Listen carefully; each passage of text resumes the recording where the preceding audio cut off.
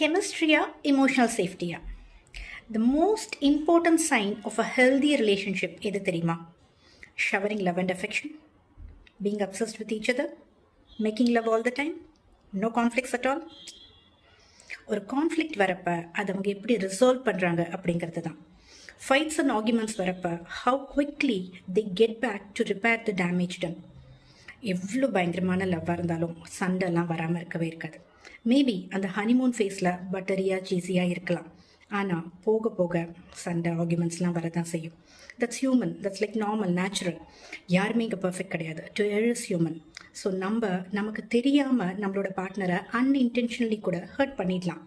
ஆனால் அதை புரிஞ்சுக்கிட்டு அவங்க ஹர்ட் ஆயிருக்காங்க, அவங்க பெயினில் இருக்கிறத பார்க்க முடியாமல் அதை சார்ட் அவுட் பண்ணணும்னு நினைக்கிறோம்ல, நம்மளோட மிஸ்டேக்ஸ்க்கு நம்ம அக்கௌண்டபிலிட்டி அண்ட் ரெஸ்பான்சிபிலிட்டி எடுத்துக்கிட்டு வில்லிங்னஸோட அந்த பிரச்சனையை சரி பண்ணணும்னு எஃபர்ட்ஸ் போடுறோம்ல, that says a lot about how much they love each other.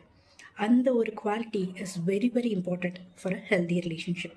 அது ஒன்று இருந்தால் போதும், எவ்வளோ பெரிய ஸ்ட்ராங் வந்தாலும் nothing or no one can break that bond.